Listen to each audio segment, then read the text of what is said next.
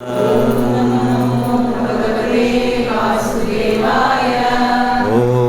നമോ ഭഗവതേ വാസുദേവായ.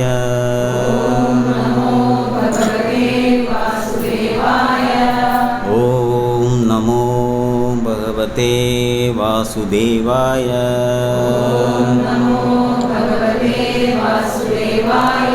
നാരായണം നമസ്കൃത്യം നരം ചൈവ നരോത്തമം ദേവീം സരസ്വതീം വ്യാസം തതോ ജയമുദിരയേ. നഷ്ടപ്രായേഷു ഭദ്രേഷു നിത്യം ഭാഗവത സേവയാ. ഭഗവതീരുത്തമശ്ലോകേ ഭക്തിർഭവതി നൈഷ്ടഹി. ഹേ കൃഷ്ണ കരുണാ സിന്ധോ ദീനബന്ധോ ജഗത്പദേ. ഗോപേശ ഗോപികാ കാന്ത രാധാകാന്ത നമസ്തുതേ. തപ്ത കാഞ്ചന ഗൗരാംഗീ രാധേ വൃന്ദാവനേശ്വരി. വൃഷഭാനുസുതേ ദേവി പ്രണമാമി ഹരിപ്രിയേ. ഈശ്വര പരമകൃഷ്ണ സച്ചിദാനന്ദ വിഗ്രഹ അനാദിരാദിർ ഗോവിന്ദ സർവകാരണ കാരണം. ജയ ശ്രീകൃഷ്ണ ചൈതന്യ പ്രഭു നിത്യാനന്ദ ശ്രീ അദ്വൈത ഗദാധര ശ്രീവാസാദി ഗൗരഭക്തവൃന്ദ. ഹരേ കൃഷ്ണ കൃഷ്ണ കൃഷ്ണ ഹരേ ഹരേ ഹരേ രാമ രാമ രാമ ഹരേ ഹരേ. വാസാംസി ജീർണാനി യഥാ വിഹായ നവാനി ഗൃണാതി നരോപരാണി. നവാനി ഗൃണാതി നരോപരാണി. തഥാ ശരീരാണി വിഹായ ജീർണാനി. തഥാ ശരീരാണി വിഹായ ജീർണാനി. അന്യാനി സംയാതി നവാനി ദേഹി. അന്യാനി സംയാതി നവാനി ദേഹി.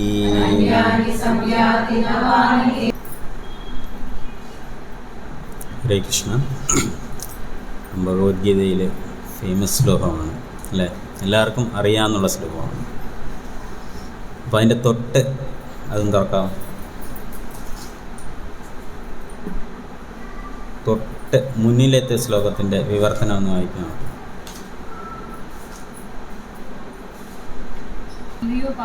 ആത്മാവ് നാശമില്ലാത്തവനും അജനും പരിണാമങ്ങളില്ലാത്തവനുമാണെന്ന് അറിയുന്ന ഒരാൾക്ക് ആരെങ്കിലും കൊല്ലാനും കൊലയ്ക്ക് പ്രേരിപ്പിക്കാനും എങ്ങനെ കഴിയും? അപ്പോൾ ഇത് ആരെക്കുറിച്ചാണ് സംസാരിക്കുന്നു? ഈ ശ്ലോകത്തിൽ ആത്മാവിനെക്കുറിച്ചും ശരീരത്തിനെക്കുറിച്ചും സംസാരിക്കുന്ന ശ്ലോകമാണ്. അതായത് വാസാംശി ജീർണാനി യഥാവിഹായ, പഴകിയ ഉടുപ്പുകൾ മാറ്റി പുതിയവ എടുത്തണിയുന്നത് പോലെ ജീർണിച്ച് ഉപയോഗിക്കാൻ കൊള്ളാത്തതായ ഭൗതിക ശരീരങ്ങൾ ഉപേക്ഷിച്ച് ദേഹി പുതുദേഹങ്ങൾ സ്വീകരിക്കുന്നു എന്നാണ് പറയുന്നത്. അപ്പോൾ ഒരു ഷർട്ടുണ്ട് അല്ലെങ്കിൽ ഒരു ഡ്രസ്സുണ്ട് നമുക്ക്.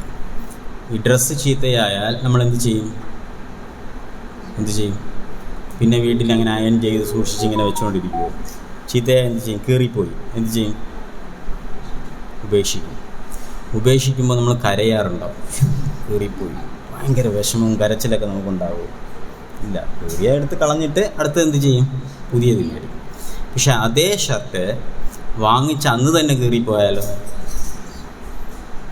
വാങ്ങിച്ച് ഇന്ന് കടയിൽ നിന്ന് മേടിച്ചിട്ട് വന്നതേ ഉള്ളൂ, ഇന്ന് തന്നെ കീറിപ്പോയി. അപ്പോൾ എങ്ങനെ ഉണ്ടാവും?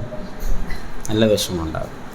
വാങ്ങിച്ചൊരു 2 മാസം കഴിഞ്ഞതേ ഉള്ളൂ, കുറച്ച് 2-3 പ്രാവശ്യം യൂസ് ചെയ്തിട്ടുള്ളൂ, അപ്പോൾ കീറിപ്പോയി. അപ്പോൾ എങ്ങനെ ഉണ്ടാവും? വിഷമം ഉണ്ടാവും. ആദ്യത്തെ വിഷമം ഉണ്ടാവില്ല, കാരണം ആദ്യം ഒരു ദിവസം ഇട്ടതേ ഉള്ളൂ, അപ്പോൾ തന്നെ അത് കീറിപ്പോയി. അപ്പോൾ നമുക്ക് കൂടുതൽ വിഷമമുണ്ട്. കാശ് കൊടുത്ത് മേടിച്ചല്ലേ, അത് കൂടുതൽ വിഷമമുണ്ടാകും. ഒരു 4-5 പ്രാവശ്യം യൂസ് ചെയ്തിട്ട് അത് കീറിപ്പോയി, അപ്പോഴെങ്ങനെ വിഷമം ഉണ്ടാകും. എന്നാലും ഓക്കെ, ആദ്യത്തെ അത്രയും ഉണ്ടാവില്ല. പക്ഷെ അതൊരു 5 വർഷം യൂസ് ചെയ്തിട്ടാണ് അത് കീറിപ്പോയി. ഇപ്പോഴെങ്ങനെ ഉണ്ടാകും? വിഷമം ഉണ്ടാവില്ല. മാക്സിമം നമ്മളതിനെ യൂട്ടിലൈസ് ചെയ്യും, അല്ലേ? അങ്ങനെയാണ്. അങ്ങനെ ഒരാൾ നമ്മുടെ ഫ്രണ്ടിൽ വന്ന് കരയാണ്, എൻ്റെ ഷർട്ട് കീറിപ്പോയി, 5 വർഷമായിട്ട് ഞാൻ യൂസ് ചെയ്തതാണ്. അപ്പോൾ നമ്മളെന്ത് പറയും അവർക്ക്? 5 വർഷം യൂസ് ചെയ്തില്ലേ, അതങ്ങ് പോട്ടെ എന്ന് പറയും, അല്ലേ? അതുപോലെയാണ് എന്നാണ് ഇവിടെ പറയുന്നത്. പഴയ ഉടുപ്പുകൾ മാറ്റി പുതിയവ എടുത്തണിയുന്നത് പോലെ ജീരണിച്ച് ഉപയോഗിക്കാൻ കൊള്ളാത്തതായ ഭൗതിക ശരീരങ്ങൾ. അപ്പോൾ ആൾക്കാർ ജനിച്ച് ഇത്രയും കാലം ജീവിച്ചു, ഇപ്പം വയസ്സ് 50-60 ആയി, അതിന് മേലെയായി. അപ്പോൾ അവർക്ക് പേടിയാണ്. എന്ത് പേടിയാണ്? ഈ ശരീരം ഉപേക്ഷിക്കാൻ പേടിയാണ്, അല്ലേ?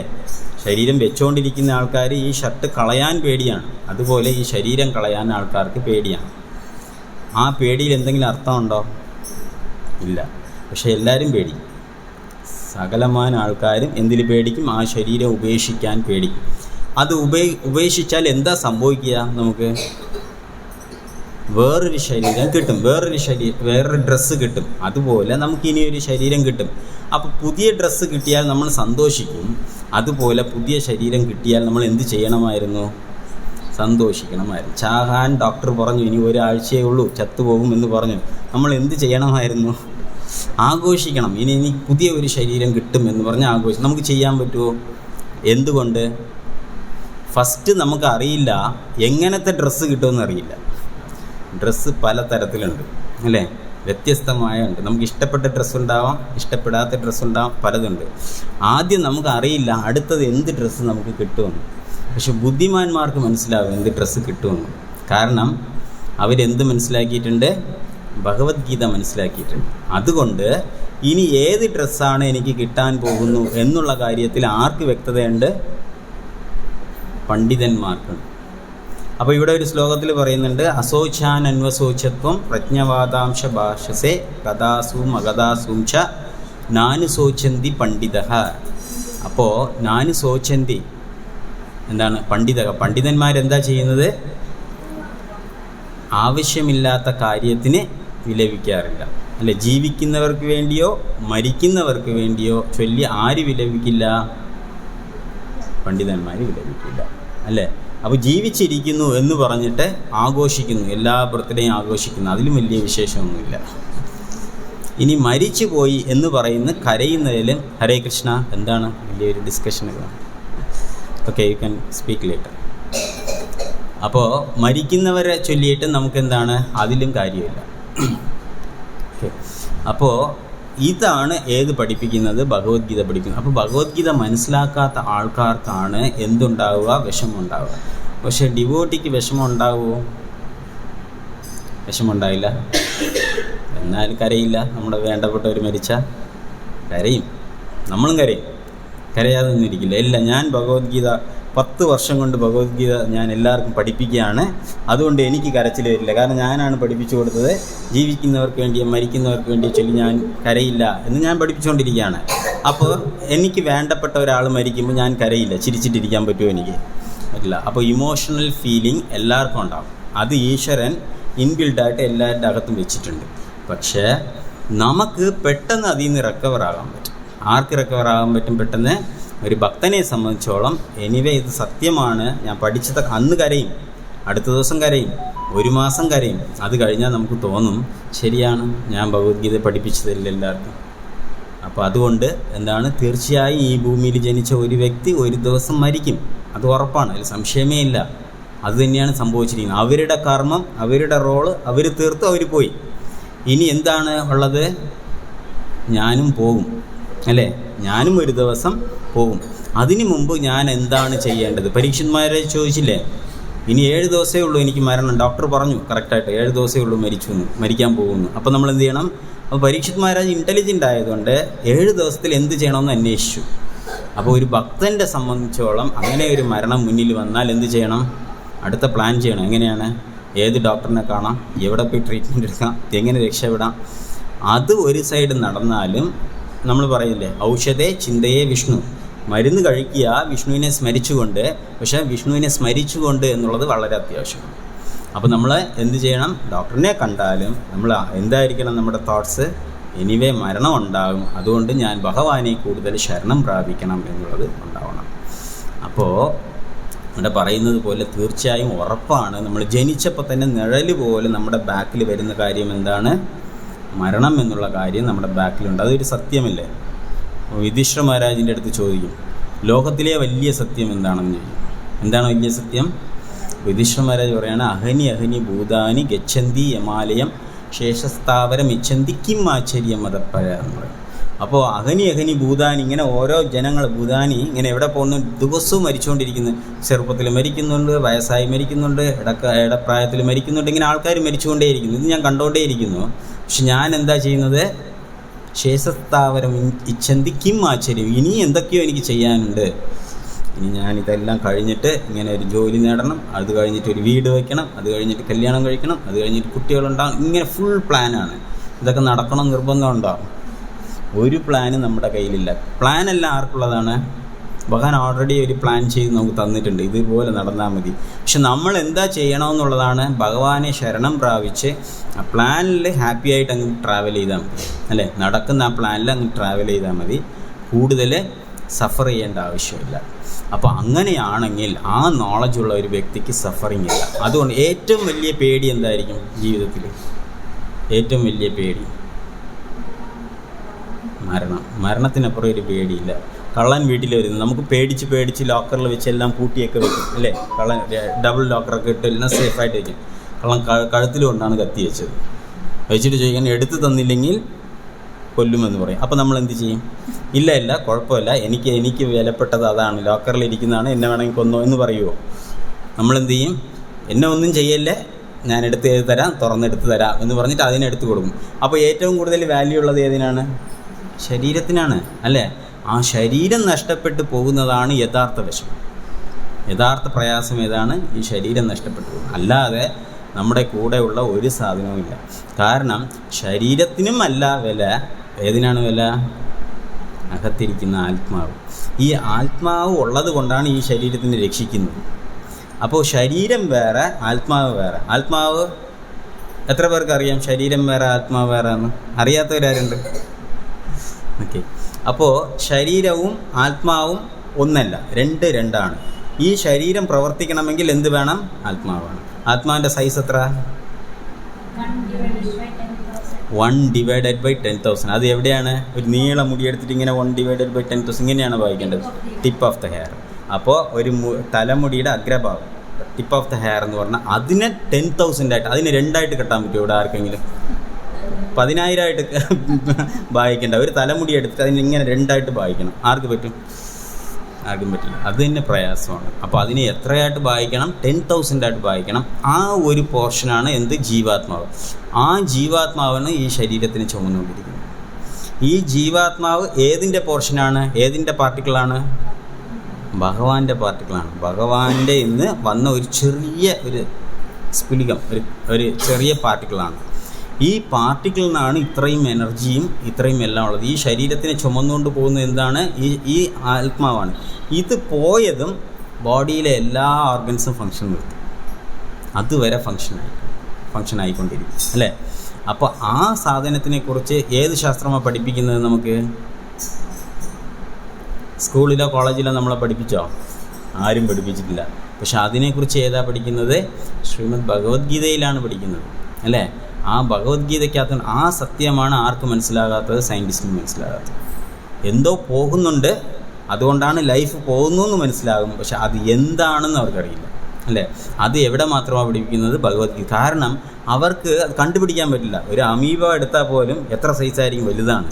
ഇത് അതിനേക്കാൾ ആ അമീബയുടെ ഹൃദയത്തിനകത്ത് ആരുണ്ടാവും? ഈ ജീവാത്മാവുണ്ടാവും, പരമാത്മാവുണ്ടാവും. അമീബ എന്ന് പറഞ്ഞാൽ ചെറിയ ഒരു വൈറസ് എടുത്താൽ ആ വൈറസിൻ്റെ ബോഡിക്കകത്ത് 2 സോളുണ്ട്. ഇതിനകത്ത് പറഞ്ഞില്ലേ 2 സോള്. എന്തൊക്കെ സോള്? ഒന്ന് ജീവാത്മാവ്, ഇനി ഒന്ന് പരമാത്മാവ്. ജീവാത്മാവിൻ്റെ സൈസ് പറഞ്ഞു. പരമാത്മാവിൻ്റെ സൈസ് എത്രയാ?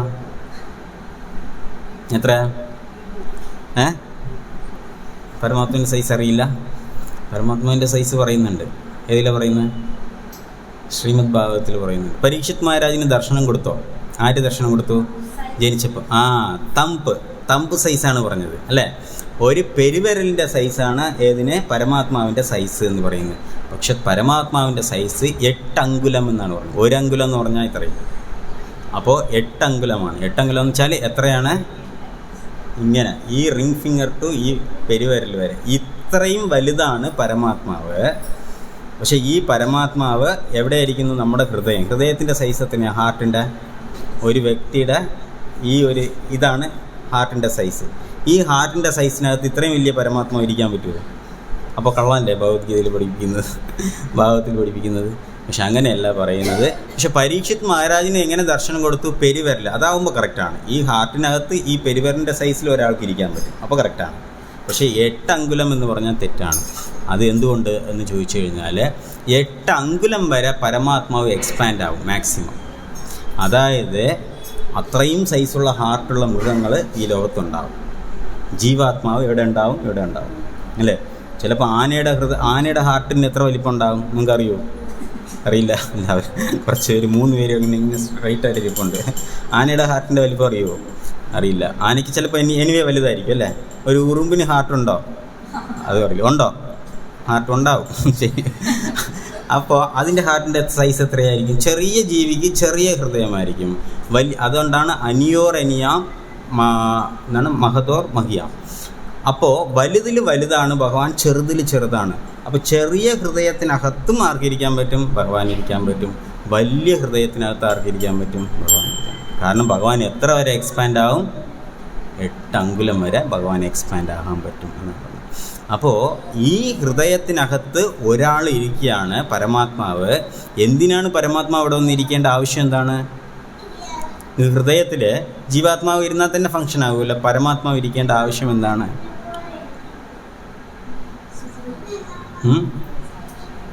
സാക്ഷിയായിട്ട്. എന്തൊക്കെ തെറ്റ് ചെയ്യുന്നു? സുഹൃത്തായിട്ടിരിക്കുകയാണ്. എല്ലാവരുടെയും ഫ്രണ്ടായിട്ടാണ് ഭഗവാൻ ഹൃദയത്തിനകത്തിരിക്കുന്നത്. ഭഗവാൻ വിറ്റ്നസ്സിന് മാത്രമല്ല, നീ ചെയ്യുന്ന തെറ്റിനെ കണ്ടുപിടിക്കാനാണ് ഞാൻ നിൻ്റെ കൂടെ ഇരിക്കുന്നത്, അങ്ങനെയല്ല. ഭഗവാൻ എല്ലാം കാണാൻ വേണ്ടിയിട്ട് അവിടെ കൂടെ ഉണ്ടായി. എന്തിനാണ്? ഹെൽപ്പ് ചെയ്യാൻ വേണ്ടി. ഒരു ജീവാത്മാവ് എവിടെ നിന്നാണ് വന്നത്? ഭഗവാന്റെ ലോകത്തു നിന്ന് വന്നു. ഇവിടെ കംപ്ലീറ്റ് മിസ്റ്റേക്ക് ചെയ്തുകൊണ്ടിരിക്കുകയാണ്. തിരിച്ച് ആ ജീവാത്മാവിനെ ഇവിടെ കൊണ്ടുപോകണം, ഭഗവാന്റെ ലോകത്തോട്ട് കൊണ്ടുപോകണം. അങ്ങനെ കൊണ്ടുപോകാൻ വഴിതെറ്റിപ്പോയ ഒരു കൂട്ടുകാരനെ തിരിച്ചു കൊണ്ടുപോകാൻ ആരുടെയാണ്? വേറൊരു കൂട്ടുകാരൻ്റെ ഡ്യൂട്ടിയാണ്. അപ്പോൾ ഭഗവാൻ കൂടെ ഇരുന്നു കൊണ്ട് ഈ ജീവാത്മാവ് എന്തൊക്കെ വഴിതെറ്റി പോകുന്നു അവിടെയൊക്കെ കറക്റ്റ് ചെയ്യാൻ വേണ്ടിയിട്ടാണ് എവിടെ ഇരിക്കുന്നത്? ഹൃദയത്തിനകത്തിരിക്കുന്നത്. നമ്മൾ പലപ്പോഴും നമ്മൾ ചെയ്യുന്ന തെറ്റിന് ആരെങ്കിലും ഇൻഡിക്കേറ്റ് ചെയ്യും, ശരിയല്ല എന്ന് പറയും. അത് ചിലപ്പോൾ ഒരു ഫ്രണ്ടായിരിക്കാം, ഒരു ടീച്ചറായിരിക്കാം, ഒരു അച്ഛനായിരിക്കാം, അമ്മയായിരിക്കാം, ആര് വേണമെങ്കിലും ആകാം. അത് ആരാ ചെയ്യിപ്പിക്കുന്നത്? ആ ഹൃദയത്തിലിരുന്ന് ആ പരമാത്മാവാണ് നമ്മളെ ഗൈഡ് ചെയ്യുന്നത്. അത് ചെയ്യരുത്, ഇത് ചെയ്യരുത്. പക്ഷെ നമ്മൾ എന്ത് ചെയ്യും? അത് കുഴപ്പമില്ല എന്ന് പറഞ്ഞിട്ട് നമ്മൾ ആ കാര്യം ചെയ്യും. അപ്പോൾ നമ്മൾ എന്ത് ചെയ്തു? പരമാത്മാവിൻ്റെ വാക്കിനെ കേട്ടില്ല, റിജക്റ്റ് ചെയ്തു. അപ്പോൾ പരമാത്മാവ്, ജീവാത്മാവ് ഇതിൽ പറയുന്നുണ്ട്, 2 പക്ഷികൾ ഒരു മരത്തിൻ്റെ ബ്രാഞ്ചസിലുണ്ടായിരുന്നു. ഒരു പക്ഷി എൻജോയ് ചെയ്യാണ്. എന്താണ്? ഒരു പഴം കഴിച്ചുകൊണ്ടിരിക്കുകയാണ്. വേറൊരു പക്ഷി കഴിക്കാതെ ഇങ്ങനെ നോക്കിക്കൊണ്ടിരിക്കുകയാണ്. ആരെ നോക്കിക്കൊണ്ടിരിക്കുകയാണ്? ഈ പക്ഷിയെ നോക്കിയാണ്. എപ്പോഴെങ്കിലും എന്നെ ഒന്ന് തിരിഞ്ഞാൽ ഞാൻ നിനക്ക് ഭഗവത്ഗീത ഉപദേശം തരാം. തിരിഞ്ഞ് നോക്കണം. ഇപ്പോൾ അങ്ങോട്ട് നോക്കിയിരിക്കുന്ന ഒരാളെ നോക്കിയിട്ട് അയ്യോ അവിടെ പോരുത്, ആ ബസ്സിൽ കയറരുത് നമ്മൾ പറയുമോ? നമ്മളെ ഇടയ്ക്കിടയ്ക്ക് ഇങ്ങനെ നോക്കിയാൽ നമ്മളിങ്ങനെ ഒന്ന് ചിരിക്കും. പിന്നെ നമുക്ക് പതുക്കെ പറയും, എവിടെയാണ് വെയിറ്റ് ചെയ്യുന്നത്? ഇന്ന സ്ഥലത്താണോ എന്ന കാര്യം പറയും.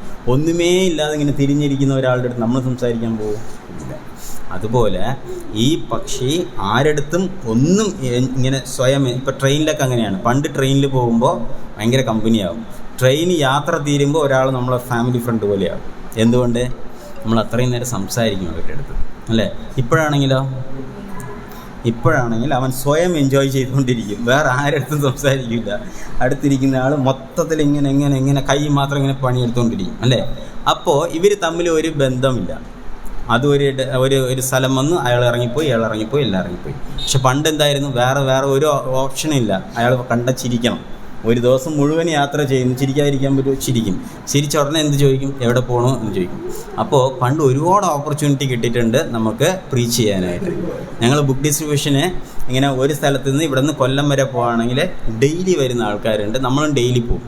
ഈ ഒരു മാസത്തിൻ്റെ ഇടയ്ക്ക് ഒരാളെ പ്രീച്ച് ചെയ്ത് അവർ ട്രിവാൻഡ്രത്ത് പ്രോഗ്രാമിന് കൊണ്ടുവരുന്നുള്ളൂ. എങ്ങനെയാണ്?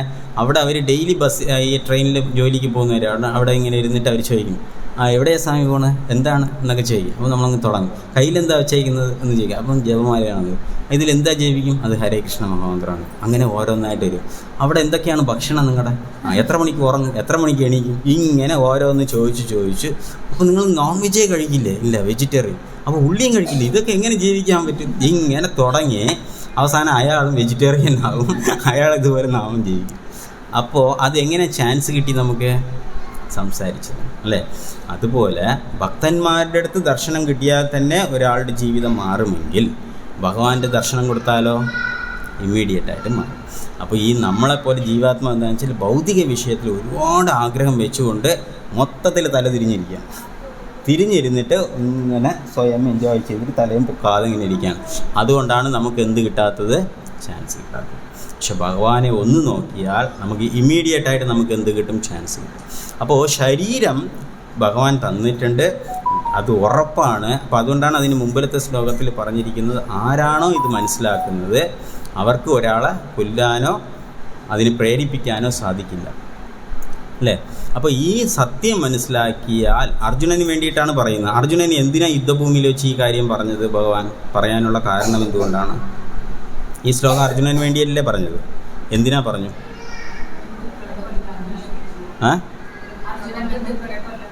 ബന്ധുക്കളെ കൊല്ലാൻ ഇഷ്ടപ്പെട്ടില്ല. അർജുനൻ ഇഷ്ടപ്പെട്ടില്ല. നല്ല കാര്യമാണ് അർജുനൻ ചെയ്തത്. പക്ഷെ ഭഗവാൻ എന്താ പറയണേ? കൊല്ലൂ എന്ന് പറയണം. കൊല്ലാൻ റീസൺ എന്താ പറഞ്ഞത്? ആരും മരിക്കുന്നില്ല അർജുന, ഈ ബോഡിയിൽ ഇവർ അഹങ്കാരം കൊണ്ട് അധർമ്മം ചെയ്തുകൊണ്ടിരിക്കുകയാണ്. ഈ ബോഡി പോയാൽ അവർ നന്നാവും. അതുകൊണ്ട് എന്ത് ചെയ്യണം? കൊല്ലണം. ഈ ബോഡിയിൽ എത്ര ഉപദേശം കൊടുത്തു ഭഗവാൻ. പരമാത്മാവായിരുന്നിട്ട് ദുര്യോധനൻ്റെ അടുത്ത് പലരും പറഞ്ഞു. അമ്മ പറഞ്ഞു, അല്ലേ? ഗാന്ധാരി പറഞ്ഞു, കേട്ടില്ല. അടുത്തത് അച്ഛൻ പറഞ്ഞു, ധൃതരാഷ്ട്രൻ പറഞ്ഞു നോക്കി, അപ്പോൾ കേട്ടില്ല. മാമൻ ശകുനി പറയും പലപ്പോഴും. പക്ഷെ ശകുനിയാണ് കാരണമെങ്കിലും ചിലപ്പോൾ കൃഷ്ണനെതിരായിട്ട് പോകണ്ട എന്നുള്ള കാര്യം ഇൻഡിക്കേഷൻ കൊടുക്കും, അല്ലേ? ഭീഷ്മർ പറയും, വിതുരർ പറയും. ആര് പറഞ്ഞിട്ടും കേട്ടില്ല. അപ്പോൾ ഭഗവാൻ ചാൻസ് കൊടുത്തില്ലേ? പല ഭാഗത്തും ഭഗവാൻ ചാൻസ് കൊടുത്ത്. ആര് കേട്ടില്ല? ദുര്യോധനൻ കേട്ടില്ല. അതുകൊണ്ട് ദുര്യോധനൻ എന്താണ് എന്നിട്ട് കംപ്ലീറ്റ് അധർമ്മമാണ് ചെയ്തത്. ആരെയൊക്കെ പ്രൊട്ടക്റ്റ് ചെയ്യണമോ അവരെയൊക്കെ കൊല്ലാനും പീഡിപ്പിക്കാനും ശ്രമിച്ചു. അപ്പോൾ ആ വ്യക്തിയാണ് രാജ്യം ഭരിക്കുമെങ്കിൽ രാജ്യത്തിലുള്ള പ്രജകളും അത് തന്നെ ഫോളോ ചെയ്യും, അല്ലേ? അതുകൊണ്ട് കൃഷ്ണൻ എന്ത് പറഞ്ഞു? അധർമ്മം വളരും, അധർമ്മത്തിനെ കൊല്ലണം, നീ കൊല്ലേ. അപ്പോൾ അർജുനൻ പറയണം, എനിക്ക് പറ്റില്ല കൃഷ്ണ, അതെല്ലാം എൻ്റെ ബന്ധുക്കളാണ്, അവരെ കൊന്നിട്ട് എനിക്ക് എങ്ങനെ എൻജോയ് ചെയ്യാൻ പറ്റും? നമുക്ക് കുറേ വസ്തുക്കൾ, വീട് എല്ലാം ഉണ്ട്.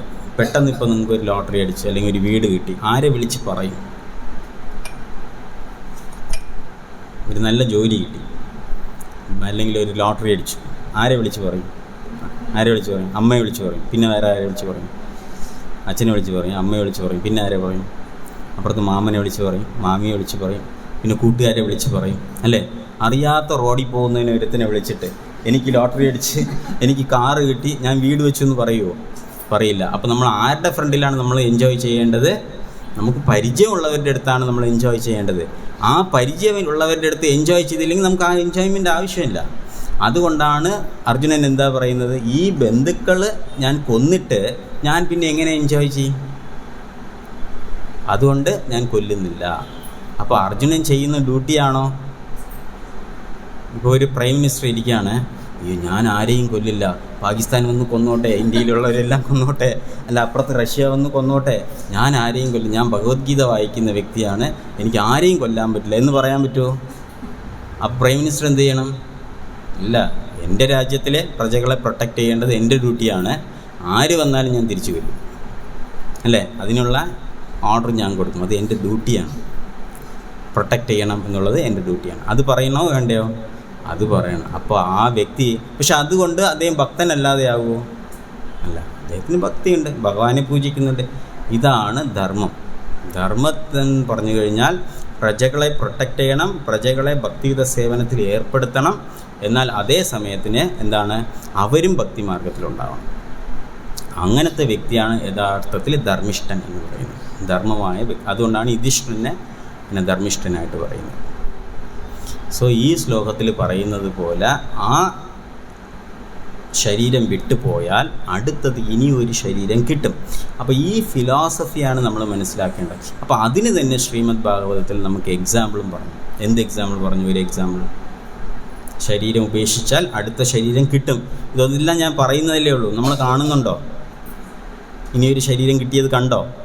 ഇതിന് മുമ്പുള്ള ശരീരം എന്താണെന്ന് അറിയുമോ? പിന്നെ ഞാനെങ്ങനെ വിശ്വസിക്കും? അല്ലേ, വിശ്വസിക്കാതെ ഒരു കാര്യം ചെയ്യാൻ പറ്റുമോ? അപ്പോൾ അത് പറയുന്നുണ്ട്. ഭരത മഹാരാജിൻ്റെ കഥ പറയുന്നുണ്ട്. ഭരത മഹാരാജ് ചക്രവർത്തിയായിട്ടിരുന്നു, രാജ്യം നന്നായിട്ട് ഭരണം നടത്തിക്കൊണ്ടിരുന്നു. അവസാനം ഭരത ചക്രവർത്തിക്ക് തോന്നി, എനിക്ക് വയസ്സായി, ഇനി ഞാൻ ഭഗവാനെ ധ്യാനിക്കാനായിട്ട് കാട്ടിൽ പോകണം. അതുകൊണ്ട് ഉത്തരവാദിത്വമെല്ലാം ആർക്ക് കൊടുത്ത്? മക്കൾക്ക് കൊടുത്ത്. പക്ഷേ ഇന്നത്തെ രാജാക്കന്മാർ കൊടുക്കില്ല, ചാകും വരെ അവർ തന്നെ ഇരിക്കും. ചത്തതിന് ശേഷം വേണമെങ്കിൽ അമ്മമാരും എങ്ങനെയാണ്, വില്ലൊക്കെ എഴുതി വെക്കും, കൊടുക്കില്ല. ജീവനോട് ഇരിക്കുമ്പോൾ ഒന്നും കൊടുക്കില്ല. കാരണം കൊടുത്താലോ എനിക്കൊന്നുമില്ല, അവർക്ക് പേടിയാണ്. പണ്ട് അങ്ങനെയല്ല, എല്ലാം കൊടുക്കും. ഇപ്പോൾ വില്ല് എഴുതിയിട്ട് ഞാൻ മരിച്ചതിന് ശേഷം നീ എടുത്തോന്ന് പറയും. അപ്പോൾ ഭരത ചക്രവർത്തി അങ്ങനെയാണ് ചെയ്തത്? ഇല്ല, ചാകും വരെ അവിടെ ഇരുന്നില്ല, അതിനു മുമ്പ് തന്നെ കൊടുത്തു. കാരണം ഞാൻ എല്ലാം കൊടുത്തു എന്നുള്ള തൃപ്തിയിലെങ്കിലും തിരിച്ചു പോകാം. അങ്ങനെ അദ്ദേഹം കാട്ടിൽ പോയി തപസ് ചെയ്തു. പക്ഷേ അതിൻ്റെ ഇടയ്ക്ക് അദ്ദേഹം ആരെ കെയർ ചെയ്തു? ഒരു മാനിനെ, കുഞ്ഞു മാനിനെ എടുത്ത് വളർത്തി. ആ കഥ അറിയാമെന്നുള്ളതുണ്ടെങ്കിൽ തോന്നുന്നു. അപ്പോൾ ആ കുഞ്ഞു മാനിനെ വളർത്തിയപ്പോൾ അദ്ദേഹത്തിന് ഇപ്പോൾ കോൺഷ്യസ് എന്തായി? ഈ മാനിനെ എങ്ങനെ കെയർ ചെയ്യും? അപ്പോൾ തപസ്സിന് പോയിട്ട് ആഹാരമൊന്നും ഇല്ലാതെ ഇങ്ങനെ ഇരിക്കുന്ന വ്യക്തി ഇപ്പോൾ മാനിന് പാൽ എവിടെ നിന്ന് കൊടുക്കുമെന്ന് ആലോചിച്ചുകൊണ്ടിരിക്കുന്നു. അപ്പോൾ പാലിന് വേണ്ടിയിട്ട് പശുവിനെ അന്വേഷിച്ച് നടന്നു. പശുവിനെ കിട്ടി, പശുവിൽ നിന്ന് പാലെടുത്ത് ഇതിനെ കൊണ്ടുവന്ന് കൊടുത്തു. ഇനി ഡെയിലി കൊടുക്കണം, ഒരു ദിവസം കൊടുത്താൽ മാന് വളരില്ലല്ലോ. അപ്പോൾ അതിനെ വളർത്തി. അപ്പോൾ തപസ്സിന് പോയ ആൾ ഇപ്പോൾ ആരെ വളർത്തിക്കൊണ്ടിരിക്കുകയാണ്? മാനിന്. ആവശ്യമില്ലാത്ത ജോലിയാണ്, ഭഗവാൻ നോക്കിക്കോളും എന്ന് പറഞ്ഞ് വിടാമായിരുന്നു. പക്ഷെ അത് ചെയ്തില്ല, ഈ ജോലി ചെയ്തു. ഫൈനലി ശരി, അതും നല്ല കാര്യമാണ്. അല്ലെങ്കിൽ മാന് ചിലപ്പോൾ ചത്തുപോകും, നമുക്ക് വളർത്താം. പക്ഷെ അറ്റാച്ച്മെൻറ്റ് വെച്ചു. ഒരു ദിവസം മാന് കാണാതെയായ ഭയങ്കര വിഷമമായി. ഈ മാൻ എവിടെ പോയി? വല്ല മൃഗങ്ങൾ കഴിച്ചു കാണുമോ? എവിടെയെങ്കിലും പെട്ടുപോയോ? അപകടത്തിൽ പെട്ടോ എന്നെല്ലാം അതിനെ തേടിയല്ല. എങ്ങനെയാണോ ഭഗവാനായിട്ട് കൊണ്ട് തന്നു അങ്ങനെ തന്നെ അത് പോയി കാണും. അല്ലെങ്കിൽ എങ്ങനെയോ ജീവിക്കുമായിരിക്കും, അത് ഭഗവാൻ നോക്കുമെന്ന് പറഞ്ഞ് വിട്ടിരുന്നെങ്കിൽ പ്രശ്നമില്ലായിരുന്നു. പക്ഷെ അതേ എന്തായത്, അങ്ങനെ തേടിപ്പോയി അലഞ്ഞ് അതിന് കിട്ടിയില്ല. അങ്ങനെ ആ കോൺഷ്യസിൽ തന്നെ പിന്നെ തപസ് തുടങ്ങി. നമ്മളെപ്പോലെ ജപിക്കുമ്പോൾ പലതും തപസ് ചെയ്യും, പല കാര്യം ചിന്തിച്ചിട്ടാണ് ജപിക്കുന്നത്. ജപിക്കുമ്പോൾ മാത്രം കൂടുതൽ ചിന്തയാണ് നമുക്ക്. പക്ഷെ അങ്ങനെ ഭരതമാരായി ജപിച്ചു.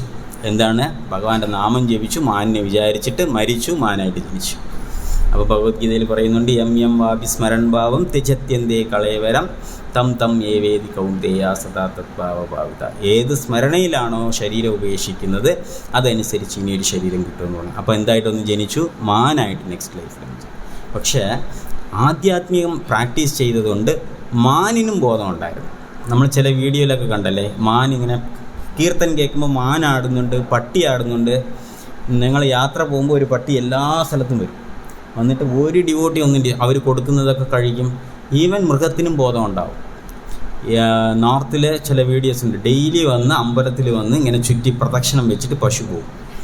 ശ്രീമദ് ഭാഗവതം ക്ലാസ്സിന് ആൾക്കാരിരുന്ന് ഉറങ്ങിക്കൊണ്ടിരിക്കും, അത് വന്നിരുന്ന് ഇങ്ങനെ കേട്ടുകൊണ്ടിരിക്കും പശുക്കൾ, അല്ലേ? ഇതൊക്കെ വീഡിയോ നമ്മൾ ലൈവായിട്ട് ഡെയിലി കാണുകയാണ് പലതും. അപ്പോൾ ഈവൻ മൃഗങ്ങൾക്ക് പോലും ജയ് ശ്രീ ശ്രീ രാധാമാധവ് കി ജയ്. അപ്പോൾ മൃഗങ്ങൾക്ക് പോലും പൂർവ്വജന്മത്തിലെ സുഹൃതം ഉണ്ട് എന്ന് നമുക്ക് വ്യക്തമാണ്. അപ്പോൾ മാനായിട്ട് ഇതെന്താന്ന് ആശ്രമത്തിൽ വന്ന് ജനിച്ചു, അവിടെ മുനിമാർ പറയുന്നതെല്ലാം കേട്ടു, പ്രസാദമെല്ലാം കഴിച്ചു. അവസാനം മാനും മരിച്ചു. മാന് മരിച്ചിട്ട് ഇപ്പം മനുഷ്യരായിട്ട് വന്നു. എന്തുകൊണ്ട്? ഈ പുണ്യം കാരണം അടുത്തത് മനുഷ്യരായിട്ട് ജനിച്ചു. പക്ഷേ ഇപ്പം വന്നപ്പോൾ ജഡഭരതനായിട്ട് ജനിച്ചു. ഒരു ബ്രാഹ്മണ കുടുംബത്തിൽ, ആ ശ്രേഷ്ഠമായ കുടുംബത്തിൽ ഒരു ബ്രാഹ്മണൻ്റെ മകനായിട്ട് വന്ന് ജനിച്ചു. പക്ഷേ ഇപ്പോൾ അയാൾക്ക് എല്ലാ ശാസ്ത്രവും പറയാതെ തന്നെ അറിയാം, എന്നാൽ മണ്ടനെ പോലെ പ്രവർത്തിച്ചു. അതായത് സാധാരണ എല്ലാവരും കുളിച്ചിട്ട് വന്ന് കഴിക്കാൻ വരുമെങ്കിൽ എന്തെങ്കിലും കഴിച്ചിട്ട് പോയി കുളിക്കും, അല്ലേ? എല്ലാം തലതിരിച്ച് ചെയ്യും. നഖം വെട്ടരുതെന്ന് പറഞ്ഞാൽ നഖം വെട്ടിയിട്ട് അങ്ങനെ കഴിക്കും. ഇങ്ങനെ എന്തൊക്കെ വൃത്തികേട്, ഒരു ബ്രാഹ്മണൻ ചെയ്യാൻ പാടില്ലാത്ത ആ ശുദ്ധി ഒന്നുമില്ലാത്ത രീതിയിൽ ആരാ പ്രവർത്തിക്കുന്നു? ജഡഭരതൻ പ്രവർത്തിക്കും. അപ്പോൾ ഇവരെല്ലാം വിചാരിച്ചു ഇയാളെ വീട്ടിൽ വെച്ചേക്കാൻ പറ്റില്ല, ശൂദ്രനെ പോലെയാണ് പ്രവർത്തിക്കുന്നത്, ഇയാളെ കൊണ്ട് കാട്ടിൽ തള്ളാൻ ബാക്കി സഹോദരന്മാരെല്ലാം. അങ്ങനെ ജഡഭരതനെ കാട്ടിൽ കൊണ്ടാക്കി. കാട്ടിലാക്കിയിട്ട് എന്ത് പണിയാണ് കൊടുത്തത്? ബാക്കി എല്ലാവരും ഹോമം ചെയ്യുന്നു, യജ്ഞം ചെയ്യുന്നു, പൂജ ചെയ്യുന്നു. പക്ഷേ ജഡഭരതന് മാത്രം പണി കൊടുത്തത് എന്താണ്? കാക്കയെ വിരട്ടം കൊണ്ട് നിർത്തി. പാടത്ത് നെല്ല് തിന്നാതിരിക്കാൻ എന്തിനാ കാക്ക വിരട്ടാനായിട്ട് കൊണ്ട് അവിടെ കൊണ്ട് നിർത്തി, പാടത്തിൽ കൊണ്ട് നിർത്തി. ആ സമയത്താണ് രഘുഗുണ രാജാവ്, ആ രാജാവ് അവിടെ വരുന്നത്. രാജാവ് വരുമ്പോൾ പെട്ടെന്ന് രാജാവിനെ പല്ലക്ക് ചുമക്കുന്ന ഒരാളുടെ കാല് ആക്സിഡൻ്റായിട്ട് ഒരാൾ കുറവും. അപ്പോൾ ഇനിയിപ്പോൾ രാജാവിൻ്റെ പല്ലക്ക് ചുമക്കണമെങ്കിൽ ഇനി ഒരു വ്യക്തി കൂടെ വരണം. അപ്പോൾ രാജാവ് പറഞ്ഞു ആരെങ്കിലും കാട്ടിലുണ്ടെങ്കിൽ വിളിച്ചുകൊണ്ട് വന്നു. നോക്കിയപ്പോൾ നല്ല സ്ട്രോങ് ആയിട്ട് ഒരാൾ ഇരിപ്പുണ്ട്. ആരാണ്? ജഡഭരതൻ, കാക്കയും വിരട്ടിക്കൊണ്ടിരിക്കുന്നു. അപ്പോൾ എല്ലാവരും വിചാരിച്ചു നല്ല സ്ട്രോങ് ആയ വ്യക്തിയാണ്, വാ കൊണ്ടുവന്നു. കൊണ്ടുപോയപ്പോൾ ഇത്തിരി പൊക്കം കുറവാണ് ആളിന്, അതുകൊണ്ട് പല്ലൊക്കെ ഒന്നിങ്ങനെ താന്നു. ബാക്കി 3 മല്ലന്മാരാണ് തൂക്കുന്നത്. പക്ഷേ ജഡഭരതൻ മാത്രം പൊക്കം കുറവാണ്, എന്നിട്ട് പല്ലൊക്കെ ചുമന്നുകൊണ്ടിരിക്കുന്നു. എന്നാലും കുഴപ്പമില്ല, ഒരു സൈഡ് ചരിഞ്ഞിരിക്കുന്നു. രാജാവ് ഇങ്ങനെ പോകുന്ന വഴിക്ക് പെട്ടെന്നാകുമ്പോൾ എടുത്തൊരു ചാട്ടം ചാടും. അപ്പോൾ രാജാവ് അകത്തിരുന്ന് കുലുങ്ങും, പല്ലക്കിനകത്തിരുന്ന്. കുറച്ച് ദൂരം പോകും, പിന്നെ എടുത്ത് ചാടും. അപ്പോൾ രാജാവ് പറഞ്ഞു ഇതെന്താ ഇടയ്ക്കിടയ്ക്ക് ഇങ്ങനെ കുലുങ്ങുന്നത്, എന്താ പറ്റിയും ചോദിക്കും. അത് പുതിയതായിട്ട് ഒരാൾ വന്നു, എന്തിനാണെന്നറിയില്ല ഇടയ്ക്കിടയ്ക്ക് ചാടുന്നില്ല, ചോദിച്ചിട്ടൊന്നും സംസാരിക്കുന്നില്ല എന്ന് പറഞ്ഞു. അപ്പോൾ രാജാവ് പറഞ്ഞു എങ്കിൽ ഒന്ന് നിർത്തും എന്ന് പറഞ്ഞു. എന്നിട്ട് നിർത്തിയിട്ട് രഘുഗുണ രാജാവ് ഇറങ്ങി നീ എന്തിനാ ഇടയ്ക്കിടയ്ക്ക് ചാടുന്നു എന്ന് പറഞ്ഞു. അത് ഉറുമ്പുകളെല്ലാം പോകുന്നു, അതിനെങ്ങനെ ഞാൻ ചവിട്ടും, അതിനെ ഞാൻ എങ്ങനെ കൊല്ലും, അതുകൊണ്ടാണ് പോയത്. അതിനെ കൊന്നാൽ കാട്ടിൽ മുഴുവൻ ഉറുമ്പുണ്ടാവും, ഇതിനെയൊക്കെ നോക്കി ഇങ്ങനെ നടക്കാൻ പറ്റുമോ? ജൈന മതക്കാരിങ്ങനെയാണ്. ജെയിൻസ് എന്ത് ചെയ്യുച്ചാൽ വായിക്കകത്ത് കെട്ടിയിരിക്കും. എന്തിനാ വായിൽ കെട്ടിയിരിക്കുന്നത്? കൃമികളൊന്നും പോകാതിരിക്കാം, വായിൽ ചവച്ച് തിന്നുമെന്ന് പറഞ്ഞിട്ട് വായിക്കകത്ത് കെട്ടിയിരിക്കുകയാണ്. എന്നിട്ട് റോഡിൽ മയിൽപ്പീലി വെച്ച് ഇങ്ങനെ തൂത്തിട്ട് നടക്കും. എന്തിനാണ്? ഇതൊക്കെ നടക്കുന്ന കാര്യമാണ്. ഉറുമ്പൊക്കെ തൂത്ത് മാറ്റിയിട്ട് നടന്നു പോകും ഇവർ.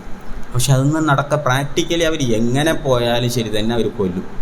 അതുകൊണ്ടാണ് പഞ്ചയജ്ഞം ഒരു ഗൃഹസ്ഥൻ ചെയ്യണം, യജ്ഞം ചെയ്യണം, ഇതിനെല്ലാം ഗതി കിട്ടണം, അതിനെല്ലാം നല്ല ജന്മം കിട്ടണം എന്ന് പറഞ്ഞ് എല്ലാവരും യജ്ഞം ചെയ്യണം. ബ്രഹ്മചാരി ചെയ്യണം, സന്യാസി ചെയ്യണം, വാനപ്രസ്ഥിതി ചെയ്യണം, ഈവൻ ഗൃഹസ്ഥനായിരുന്നാലും പഞ്ചയജ്ഞം ചെയ്യണം എന്ന് പറയുന്നുണ്ട്.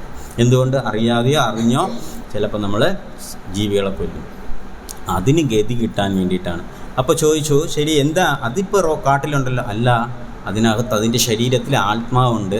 ആത്മാവുണ്ടെങ്കിൽ അവർ ഭഗവാൻ അകത്തിരിക്കുകയാണ്, ആ ശരീരത്തിന് ചവിട്ടാൻ പാടില്ല. അപ്പം ഇതെങ്ങനെ ഒന്ന് ഭഗവാൻ അകത്തിരിക്കുന്നു? ഈ ഫിലോസഫി ഇദ്ദേഹത്തിന് എങ്ങനെ അറിയാം?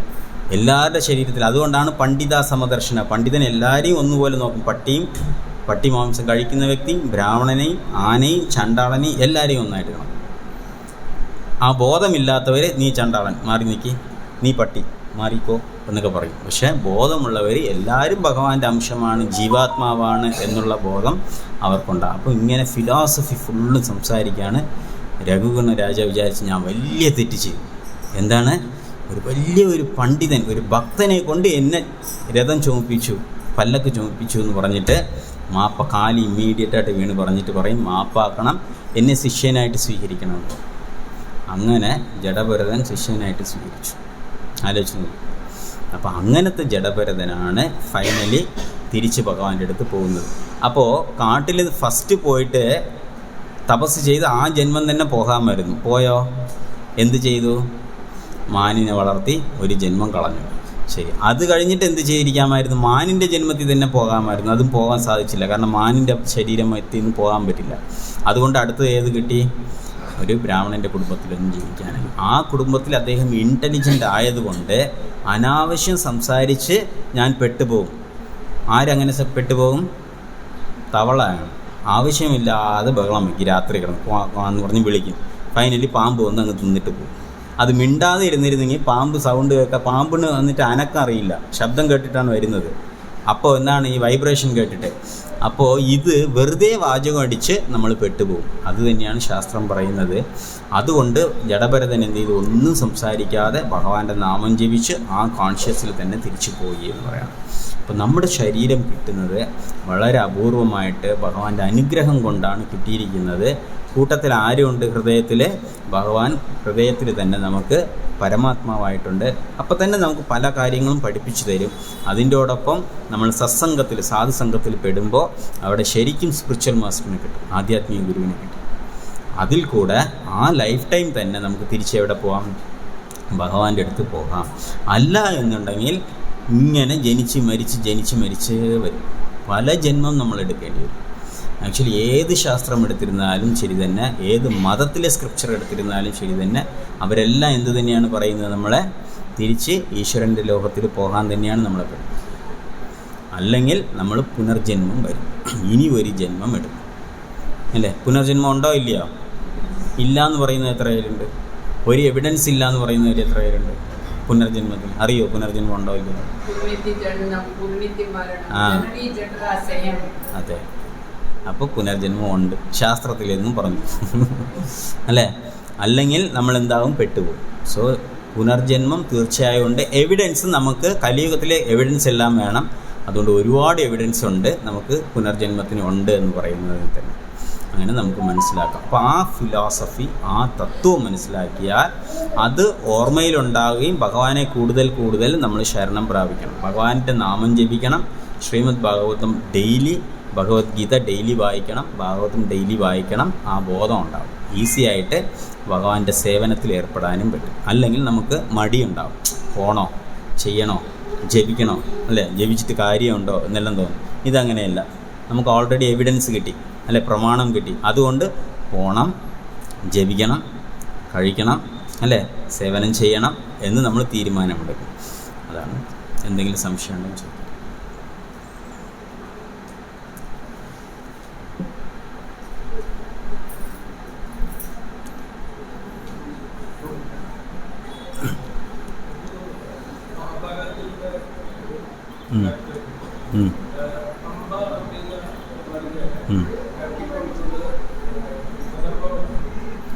തട്ടിക്കൊണ്ടുപോയതോ?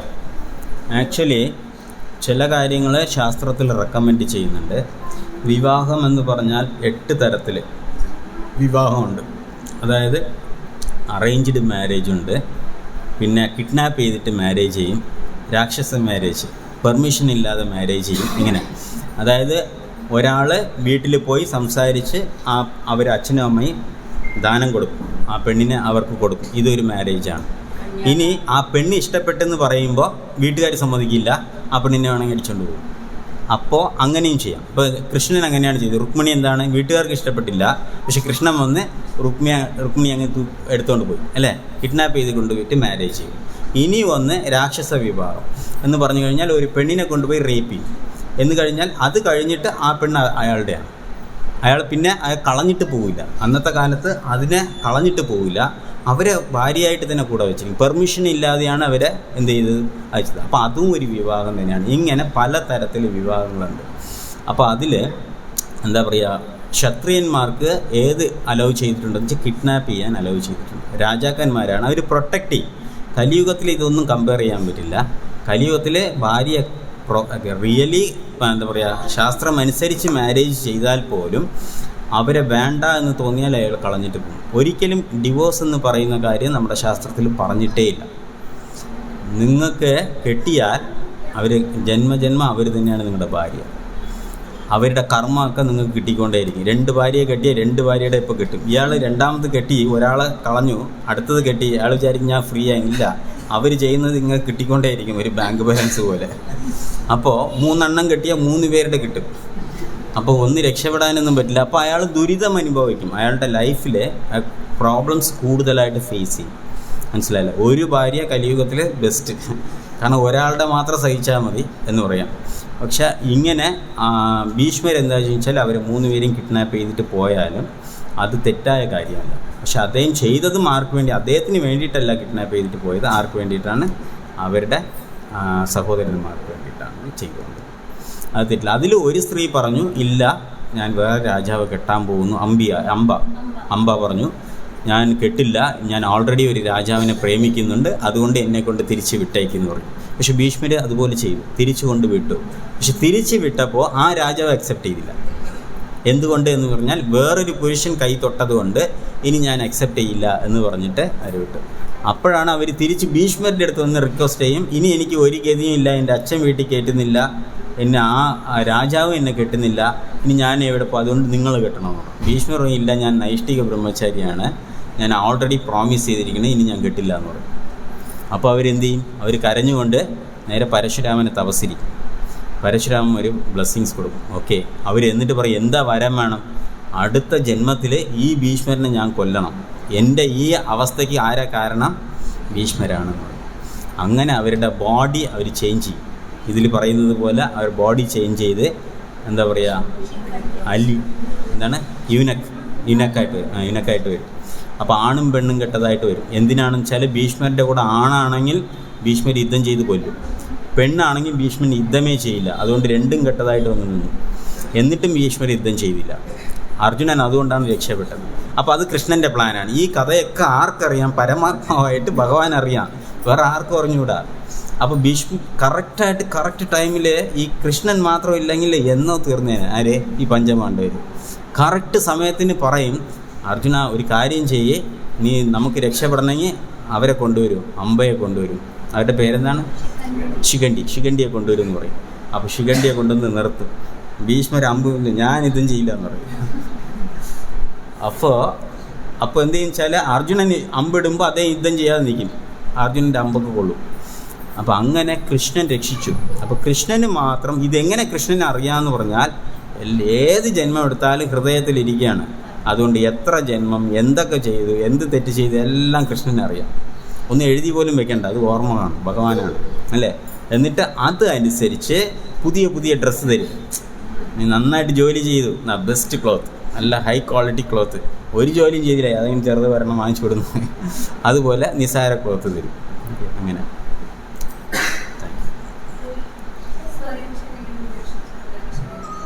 സ്വയം ശരീരം നല്ല ക്വസ്റ്റ്യൻ. അത് വേറെ ശരീരം കിട്ടും, ടൈമുണ്ട് നമുക്ക്. മണ്ടന്മാർ മാത്രമാണ് അത് ചെയ്യുന്നത്. ശാസ്ത്രം പഠിക്കാത്ത മണ്ടന്മാർ മാത്രമാണ് എന്ത് ചെയ്യുന്നത് വെച്ചാൽ സൂയിസൈഡ് ചെയ്യും. ബുദ്ധിയുള്ളവർ ആരും ചെയ്യില്ല. ബുദ്ധിയുള്ളവർ ടോളറേറ്റ് ചെയ്ത് ആ ബോഡി കംപ്ലീറ്റ് യൂട്ടിലൈസ് ചെയ്യും. ബുദ്ധിയില്ലാത്ത ഒരു വ്യക്തി മാത്രം, അതായത് ഭഗവാൻ നമുക്ക് നമ്മുടെ കർമ്മം അനുസരിച്ച് ഒരു ശരീരം തന്ന് കംപ്ലീറ്റ് അത് അനുഭവിക്കണം. അതിൻ്റെ ഇടയ്ക്ക് നമ്മൾ എന്ത് ചെയ്ത് പകുതിയിൽ ആ ശരീരം ഇല്ലാതെയാക്കി നശിപ്പിച്ചാൽ ഇനി പകുതി ലൈഫ് നമുക്ക് കിട്ടില്ല. 50 വർഷം നിങ്ങൾക്ക് ലൈഫ് തന്നെങ്കിൽ 20 വർഷത്തിൽ സ്വയം ശരീരം നശിപ്പിച്ചു. ഇനി എത്ര വർഷമുണ്ട് ബാലൻസ്? 30 വർഷമുണ്ട്. ഈ 30 വർഷം അടുത്ത ശരീരം കിട്ടില്ല. അപ്പോൾ ടെമ്പററി ബോഡി കിട്ടും. അതാണ് ഗോസ്റ്റ് എന്ന് പറയുന്നത് സത്യമാണ്. അപ്പോൾ ടെമ്പററി ആയിട്ട് ഒരു ഗോസ്റ്റ് പ്രേത ശരീരത്തിൽ അവർ ഇരുന്നു കൊണ്ട് ഈ 30 വർഷം ഇവിടെ തന്നെ അവരുണ്ടാവും, അവർക്ക് ഗതി ഉണ്ടാവില്ല. അപ്പോൾ 30 വർഷം എവിടെയെങ്കിലും അലഞ്ഞു തിരിയും. അപ്പോഴാണ് അവരെന്താ വെച്ചാൽ ആ ഗോസ്റ്റിന് ഗതി കിട്ടാൻ വേണ്ടിയിട്ട് വിഷ്ണു പാദത്തിൽ കൊണ്ടുപോയി അവരെ സമർപ്പിക്കും. അപ്പോൾ ഏതെങ്കിലും വലിയ പരശുരാമ ക്ഷേത്രം അല്ലെങ്കിൽ ഇവിടെ ഉണ്ട് കുറേ ക്ഷേത്രങ്ങളുണ്ട്, അവിടെ ആ പർട്ടിക്കുലർ ക്ഷേത്രത്തിൽ ഇവരാവാഹിച്ച് ഇവരുടെ പേരിൽ ഭഗവാനിൽ ഗതി പ്രാപിക്കട്ടെ എന്ന് പറഞ്ഞ് അവർക്ക് വേണ്ടി എല്ലാ നാമജപവും എല്ലാം ചെയ്യുമ്പോൾ അവർ ഗതി കെട്ട് തിരിച്ചവർ പോകും. അല്ല അവർക്ക് അടുത്ത ബോഡി കിട്ടും. അല്ലെങ്കിൽ അവർ ഈ 30 ഇയേഴ്സ് ഒരു കർമ്മവും ചെയ്യാതിരുന്നു കഴിഞ്ഞാൽ അവർ തിരിച്ചു വന്ന് ട്രബിൾ തരുന്നത്. ഇതും എല്ലാ മതത്തിലുണ്ട്. നമ്മൾ വാവ് ബലിയൊക്കെ ഇടുന്നില്ലേ, എന്തിനാണ് ഇടുന്നത്? ഇങ്ങനെ ഏതെങ്കിലും ഒരാൾ നമ്മുടെ ഫാമിലിക്കകത്ത് കാണും, ഗതി കിട്ടാതെ ഇങ്ങനെ അലഞ്ഞു തിരിയുന്ന ആൾക്കാർ കാണും, ഫുള്ളി മറന്നിട്ട് നമ്മൾ കാണും. അവർക്കൊക്കെ ഗതി കിട്ടാൻ വേണ്ടിയിട്ടാണ് ഇങ്ങനെ ശ്രാദ്ധകർമ്മമെല്ലാം നമ്മൾ ചെയ്യുന്നത്. അപ്പോൾ ഈ കർമ്മം ചെയ്യുമ്പോൾ അതിൻ്റെ ബെനിഫിറ്റ് കിട്ടിയിട്ട് അവർക്ക് പെട്ടെന്ന് ലിബറേഷൻ, മനസ്സിലായില്ല? സോ അഥവാ തിരിച്ചു വന്നാൽ ഈ ഗോസ്റ്റായിട്ട് അല്ലെങ്കിൽ നമ്മൾ എന്തിനാണ് സൂയിസൈഡ് ചെയ്യുന്നത്? ഒരു വ്യക്തി എന്തിനാണ് ചെയ്യുന്നത്? എന്തിനായിരിക്കും ചെയ്യുന്നത്?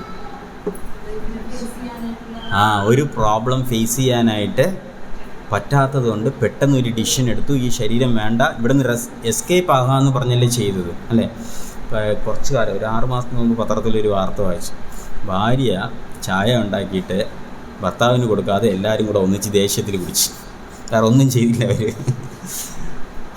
അതിൽ വിഷമിച്ചിട്ട് അയാൾ മരിച്ചു. അവരെന്താ ചെയ്ത്? ചായ ഇവിടെ ചോറേ കൊടുക്കില്ല, പക്ഷെ അവരെന്താ ചായ ഉണ്ടാക്കിയിട്ട് ഭർത്താവിന് കൊടുക്കാതെ ബാക്കി എല്ലാവർക്കും കൊടുത്തപ്പോൾ അതിൽ മനസ്സ് വേദനിച്ച് അയാൾ മരിച്ചു. അപ്പോൾ ഇയാൾ എന്താ വെച്ചാൽ ഇപ്പോൾ ഗോസ്റ്റായിട്ട് വന്ന് അവരുടെ വീട്ടിൻ്റെ ഫ്രണ്ടിൽ നിൽക്കും. ഇപ്പോൾ ഡെയിലി ഇവർ ചായ കുടിക്കും. എന്ത് ചെയ്യാൻ പറ്റും? ഇദ്ദേഹത്തിന് എന്തൊക്കെ ഇഷ്ടപ്പെടാത്ത കാര്യമോ അതെല്ലാം അവർ ചെയ്യും. ഇപ്പോഴും ചെയ്തുകൊണ്ടിരിക്കും, അവർ കണ്ടിന്യൂ ചെയ്തുകൊണ്ടിരിക്കും. നേരത്തെ എനിക്ക് വേണമെങ്കിൽ വഴക്ക് പറയാമായിരുന്നു, അവരടിക്കാമായിരുന്നു, ചീത്ത പറയാമായിരുന്നു, റിയാക്ട് ചെയ്യാൻ പറ്റും. ഇപ്പോൾ എനിക്ക് മനസ്സ്, ബുദ്ധി, അഹങ്കാരമുണ്ട്, ഇതെല്ലാം ഞാൻ കാണുന്നുണ്ട്, പക്ഷെ എനിക്ക് ശരീരമില്ല, റിയാക്ട് ചെയ്യാൻ പറ്റില്ല. അപ്പോൾ ഞാൻ എത്രമാത്രം സഫർ ചെയ്യും? സഫറിങ് കൂടുവോ കുറയുമോ? കൂടും. ആ ജീവാത്മാവിൻ്റെ വേദന, ബുദ്ധിമുട്ട് അത് കൂടുകയുള്ളൂ, അത് കുറയില്ല. ഓക്കെ, അതുകൊണ്ടാണ് എന്ത് ചെയ്യുന്നത് വെച്ചാൽ ഇങ്ങനെ ചെയ്യാൻ പാടില്ല, ബുദ്ധിയുള്ളവർ ചെയ്യില്ല എന്ന് പറയും. അതൊരു റോങ്ങായിട്ട്.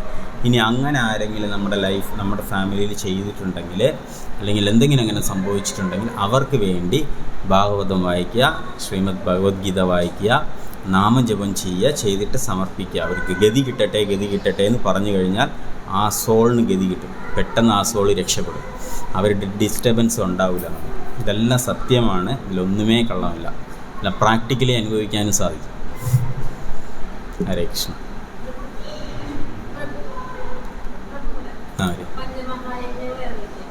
അത് ഞാൻ നോക്കിയിട്ട് പറഞ്ഞുതരാം. പക്ഷെ നമുക്കത് വേണ്ട. നമ്മൾ ഹരിനാമ യജ്ഞം തന്നെയുണ്ട്. കാരണം ആ യജ്ഞത്തിന് അത് പറയുന്നുണ്ട്, അതിൽ കൃത്യമായിട്ട് അതൊക്കെ ചെയ്യാനൊന്നും എക്സ്പെൻസീവാണ്. നമുക്ക് കലിയുഗത്തിൽ ഇതൊന്നും പറ്റില്ല. പക്ഷെ കലിയുഗത്തിൽ നാമസങ്കീർത്തനം ചെയ്താൽ ഇതെല്ലാം, അപ്പോൾ ഒരു ഫാമിലി, ഒരു വീട്ടിനകത്ത് ഹരിനാമം നല്ല ഉറക്കം ജപിച്ചാൽ തന്നെ ഇതിൽ നിന്ന് രക്ഷപ്പെടാൻ പറ്റും. ചിലപ്പോൾ ഇങ്ങനത്തെ കാര്യങ്ങളെല്ലാം ദുരിതങ്ങളുണ്ടാവും, വീട്ടിൽ കുട്ടികളുണ്ടാവില്ല, ദാരിദ്ര്യങ്ങളുണ്ടാവും, അസുഖങ്ങളുണ്ടാവും. ഇങ്ങനത്തെ പ്രശ്നങ്ങളൊക്കെ ചില കർമ്മങ്ങൾ നേരെ ചെയ്തില്ലെങ്കിലും ഉണ്ടാവും. അതിൽ നിന്ന് ഹരിനാമം നിരന്തരം വീട്ടിൽ കേൾക്കുമെങ്കിൽ ആ ഭഗവാന്റെ അനുഗ്രഹം കൊണ്ട് ഇതെല്ലാം ഇല്ലാതാവും. ആ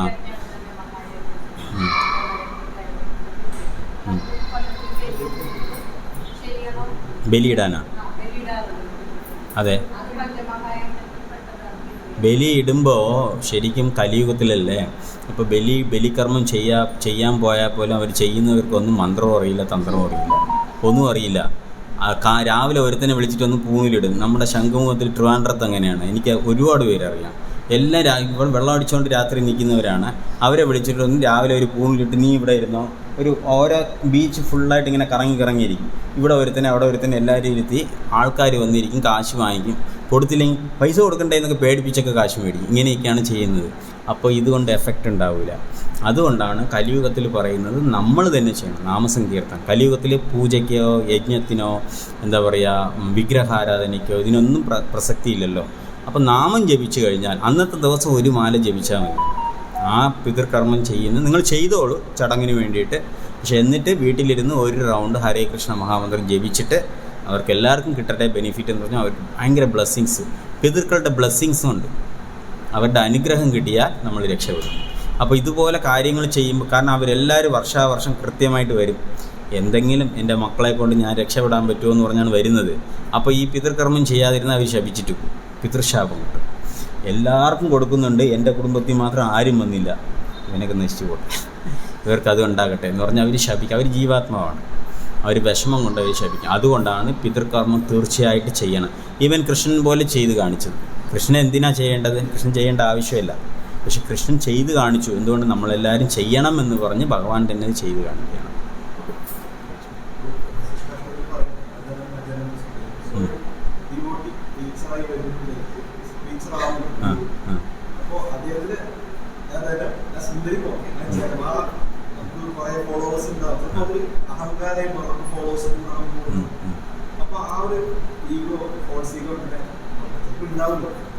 എങ്ങനെ കുറയ്ക്കുമെന്ന്? അതെ, അത് വന്നിട്ട് എല്ലാവർക്കും ഉണ്ടാകും. അഹങ്കാരവും എന്താണ്, നമ്മുടെ കൂടെ മനസ്സ്, ബുദ്ധി, അഹങ്കാരം കൂടെ ഉള്ളതല്ലേ. പക്ഷെ യഥാർത്ഥ അഹങ്കാരം എന്ന് പറഞ്ഞാൽ ഭഗവാന്റെ സേവകൻ, അതാണ് യഥാർത്ഥ അഹങ്കാരം. മിഥ്യ അഹങ്കാരം എന്ന് പറഞ്ഞാൽ ഇതുപോലത്തെ അഹങ്കാരം. ഈ അഹങ്കാരം ഭൗതികമായിട്ട് കിട്ടുന്നതല്ല. അപ്പം ധനം എന്ന് പറഞ്ഞാൽ നമുക്ക് ധനം വേണ്ട, പൈസയിൽ താല്പര്യമില്ല. പക്ഷെ പൈസയിൽ ആർക്ക് താല്പര്യം ഉണ്ടാകുമെന്ന് ചോദിച്ചാൽ ഒരു ഗൃഹസ്ഥന് താല്പര്യം ഉണ്ടാകും. കാരണം എന്തുകൊണ്ട്? ഫാമിലി മെയിൻറ്റെയിൻ ചെയ്യണം, മക്കളുണ്ട്, പൈസ കൂട്ടി വെക്കണം, ചിലവ് ചെയ്യരുത്. ഇങ്ങനെ പൈസ ഉണ്ടാക്കാനുള്ള താല്പര്യം ഗൃഹസ്ഥനിലുണ്ടാകും. ധനം ന ജനം ന സുന്ദരി. സുന്ദരികൾ ആരെടുത്ത് താല്പര്യം ഉണ്ടാകുമെന്ന് ചോദിച്ചാൽ ബ്രഹ്മചാരിക്ക് ചിലപ്പോൾ സുന്ദരികൾ. കൊച്ചുകുട്ടിയാണ്, അത് വന്നിട്ട് ബ്രഹ്മചാരി ആശ്രമം ഫോളോ ചെയ്തുകൊണ്ടിരിക്കുകയാണ്. ഒരു 15-16 വയസ്സാകുമ്പോൾ കല്യാണം കഴിക്കണം, അവരുടെ കൂടെ ഇങ്ങനെ കറങ്ങി നടക്കണം എന്നുള്ള താല്പര്യം ആർക്കുണ്ടാവും? ഒരു ബ്രഹ്മചാരിക്കും ഉണ്ടാവും. ധനത്തിൽ ഗൃഹസ്ഥന്, സ്ത്രീ വിഷയത്തിൽ ബ്രഹ്മചാരിക്കുണ്ടാവും, കീർത്തിയിൽ സന്യാസിക്കുണ്ടാവും. സന്യാസി എല്ലാം ഉപേക്ഷിച്ചു, ഭാര്യയെ ഉപേക്ഷിച്ചു, മക്കളെ ഉപേക്ഷിച്ചു, പൈസ ഉപേക്ഷിച്ചു, എല്ലാം ഉപേക്ഷിച്ചു. പക്ഷേ ഇപ്പോൾ ഡിസൈബിൾ കിട്ടുമ്പോൾ അദ്ദേഹത്തിനേക്കാളും എനിക്ക് കൂടുതൽ, എനിക്ക് ഇനിയും വേണം, എനിക്ക് ഫോളോവേഴ്സ് വേണം എന്നുള്ള ആ ഒരു താല്പര്യം ഉണ്ടാവും. അപ്പോൾ ചിലരങ്ങനെയാണ് ഈ ഫോളോവേഴ്സിൽ ഭയങ്കര അഡിക്റ്റഡ് ആയിരിക്കും. അതുകൊണ്ടാണ് രാഷ്ട്രീയക്കാർ ചിലപ്പോൾ കാശൊക്കെ ഉണ്ടാകും, ആവശ്യത്തിന് മോഷ്ടിച്ചിട്ട് വെച്ച് കാണും, എന്നാലും ഭരണം വിട്ടുകൊടുക്കില്ല. എന്തുകൊണ്ടെന്ന് വെച്ചാൽ ഈ ആൾക്കാരുടെ കീർത്തിയില്ലേ, എല്ലാവരും ജയ് വിളിക്കുന്ന ഒരു സന്തോഷമില്ലേ, അത് വിട്ടുകൊടുക്കാൻ പറ്റില്ല.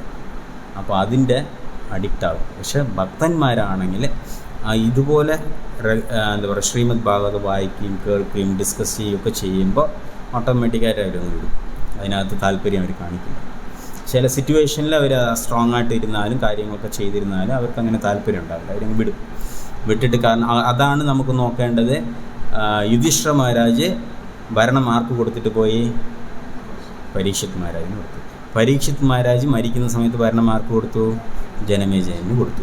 അല്ല, ഇവരെല്ലാം അങ്ങനെയാണ് ചെയ്തിരിക്കുന്നത്. അവരെല്ലാം മാതൃക കാണിച്ചു തന്നിരിക്കുകയാണ്. എല്ലാ ഭാഗത്തിൽ നോക്കിക്കഴിഞ്ഞാൽ എല്ലാവരും കൃത്യമായിട്ട് സമയത്തിന് അങ്ങ് കൊടുത്തിട്ട് പോകും, ഭരണം കൊടുത്തിട്ട് പോകും. അങ്ങനെ തന്നെയാണ് പ്രാക്ടീസ് ചെയ്യുന്നത്. അത് വരും, അല്ലെങ്കിൽ കൊടുക്കാൻ പറ്റില്ല. Thank you. വാഞ്ചാകൽപാതരൂപ്യസ്യ കൃപാസിന്ധുഭ്യവ ച പതിതാനാം പാവനേഭ്യോ വൈഷ്ണവേഭ്യോ നമോ നമഃ. അനന്തകോടി വൈഷ്ണവവൃന്ദ കി ജയ. ശ്രീല പ്രഭുപാദ് കി ജയ. ഗൗര പ്രേമാനന്ദ.